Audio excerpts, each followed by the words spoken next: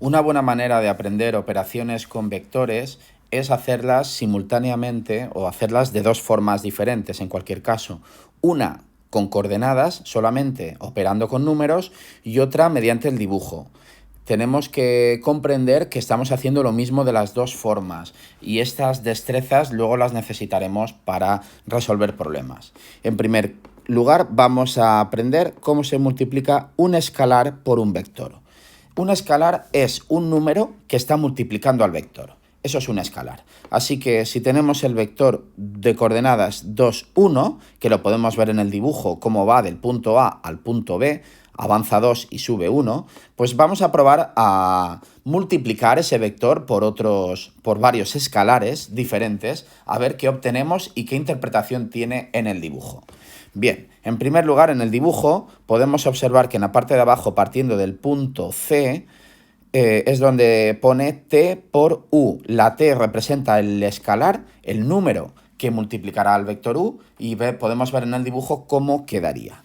Por ejemplo, ¿cómo se haría el 2 multiplicado por el vector u? Tan sencillo como multiplicar cada una de sus coordenadas por 2. Así que nos daría de resultado el vector 4, 2. Vamos a verlo en el dibujo. Si cambio el valor de la t, que es el valor del escalar, y le asigno un valor de 2 unidades, puedo ver que en el dibujo ha crecido el vector u y ahora es el doble de grande. Y además puedo comprobar que exactamente avanza 4, sube 2. Así que sus coordenadas, el movimiento que indica es 4, 2. Segunda operación, 1 medio por u. ¿Cómo será 1 medio por u? Bien, pues si el vector u lo multiplicamos por el valor 1 medio, que 1 medio en forma decimal es 0,5, pues podemos observar que en el dibujo se ha quedado la mitad, de tamaño la mitad de lo que era. Sigue teniendo la misma dirección y sentido, pero ahora es la mitad de grande. Así que sus coordenadas son avanza 1, puedo ver en el dibujo, y sube 0,5. Y eso lo podemos ver que en el resultado de la operación. Al multiplicar 1 medio por el vector u, hemos multiplicado por 1 medio cada una de sus coordenadas y el resultado es 1, 1 medio. Y vemos que exactamente es lo que ha quedado en el dibujo. ¿Qué pasa ahora cuando multiplicamos por un número negativo? Por ejemplo, menos u, que sería el vector u multiplicado por menos 1. Cambio aquí el valor de la escalar por menos 1 y entonces puedo ver que ahora la flecha apunta en la misma dirección pero sentido contrario. Al multiplicar el vector u por menos 1, en vez de tener las coordenadas 2, 1 como teníamos inicialmente, pues ahora han cambiado de signo y ahora son menos 2, menos 1. Tal y como podemos ver en el dibujo, ahora retrocede 2 unidades y baja 1. Así que podemos comprobar en el dibujo que hemos obtenido el mismo resultado que operando con números. Y por último, el último ejemplo, menos 3 multiplicado por u. Si multiplico el vector u, que es 2, 1 por menos 3, los resultados serán menos 6, menos 3. Y vamos a ver en el dibujo que si al escalar t le damos el valor menos 3, justo se sale un poquito de la pantalla, vamos a ver si se puede, sí, para que se pueda ver, pues al multiplicar por menos 3 puedo ver que el vector resultante es menos 6 como coordenada x porque retrocede 6 unidades y baja 3. Así que así vemos cómo funciona multiplicar un escalar por un vector. Las cositas que tenemos que aprender, porque el cálculo es muy sencillo, es que cuando multiplico un escalar por un vector, ¿qué sucede en el dibujo? Y con este applet de GeoGebra podemos experimentar y ver lo que sucede. Si multiplico por 0, puedo ver que el vector desaparece, ya no hay ningún movimiento. Si multiplico por 1, está claro que nos quedamos igual que estábamos. Al multiplicar por un número más grande que 1, el vector sigue teniendo la misma dirección y sentido, pero es más grande. De forma que si lo multiplicas por 3 es 3 veces más grande, si lo multiplicas por 4 es 4 veces más grande y así sucesivamente.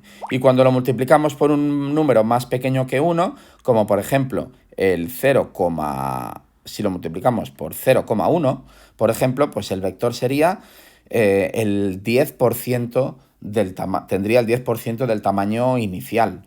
Y se quedaría más pequeño. Y así, siempre que lo multipliquemos por un número comprendido entre 0 y 1, será más pequeño de lo que era el vector original. Y al multiplicarlo por un valor negativo, tiene la misma dirección, pero sentido contrario. Así que esto sería la interpretación de multiplicar un vector por un escalar. Lo importante es que valga lo que valga el escalar, el vector siempre estará en la misma dirección. Puede tener el mismo sentido o sentido contrario, pero siempre en la misma dirección. Ejemplo de suma de dos vectores. También para entender bien esta operación con vectores, conviene que lo hagamos de dos formas. Por un lado, mediante las coordenadas, haciendo la suma de las primeras coordenadas entre sí y las segundas coordenadas entre sí, como podemos ver en la parte derecha de la pantalla. Y por otro lado, mediante el dibujo, para poder interpretar cuando sumo dos vectores qué significado tiene el resultado obtenido. Bueno, pues en este ejemplo de aquí tenemos un vector z que tiene por coordenadas 3, 1 y un vector w que tiene por coordenadas -2, 2. Podemos comprobar en el dibujo que tanto el vector z como w tienen esas coordenadas. Bien, la suma de los vectores z más w vendría a ser en la primera coordenada 3 menos 2 que da 1 y en la segunda coordenada 1 más 2 que da 3. Y así puedo comprobar que el resultado de la suma es 1, 3. Y si miramos el dibujo, el resultado de la suma pues viene a ser el vector 1, 3. Así que nos encaja todo perfectamente. Bueno, para entender la suma de dos vectores, lo que podemos hacer aquí en este applet de GeoGebra es modificar los dos vectores iniciales y podemos ver qué le pasa al vector resultante. En cualquier caso, la suma, sabemos que el significado de la suma viene a ser como acumular dos cantidades. Como cada uno de los vectores indica un movimiento, la suma de los dos vectores será como acumular los dos movimientos. En este caso, si el vector z, como podemos ver, indica avanzar 3 unidades y el vector w indica subir 5 unidades, pues si sumo z más w, me queda el vector que avanza 3 unidades y sube 5, como podemos ver en el dibujo. Y si modifico los vectores z y w, pues puedo ver cómo interpretar el resultado. Por ejemplo, en la combinación que acabo de hacer, punto inicial d, avanzamos según el vector z y donde acaba el vector z, dibujamos el vector w, que era avanzo 1 y subo 5. Por eso, el vector z más w viene a ser la acumulación de los dos movimientos, como si del punto inicial, que es el punto D, hacemos el movimiento que indica la z y desde el punto al que he llegado, ahora hago el movimiento que indica la w. Y además sabemos que la suma cumple la propiedad conmutativa, así que sería el mismo resultado que si primero realizamos el movimiento w y desde el punto al que he llegado, ahora realizo el movimiento z, que es avanzo 2 bajo 1. Así que de los dos caminos llegaría siempre al mismo resultado. Vamos a ver otra combinación de otros dos vectores diferentes. Bueno, pues mirando las coordenadas, si la z es el vector 2, menos 1 y la w es el vector 1, 4, que es lo que se corresponde ahora exactamente con el dibujo, cuando sumamos z más w lo podemos ver en la parte derecha de la pantalla, la operación con números nos daría de resultado 3, 3 y podemos ver en el dibujo que el vector z más w es precisamente el 3, 3. Avanza 3 unidades y sube 3. Y tal y como hemos visto en el ejemplo anterior, también se cumpliría que si dibujo el vector w desde donde acaba el vector z o al revés, llegaré al punto de destino de z más w. Desde el punto inicial, que es el punto D, hago el movimiento de la z y desde donde he llegado a parar, ahora desde aquí, desde el extremo del vector z, dibujo el vector w. Y entonces voy a parar al extremo del vector z más w. Y lo mismo si hago primero el movimiento de w y desde el punto al que he llegado, ahora hago el movimiento de la z.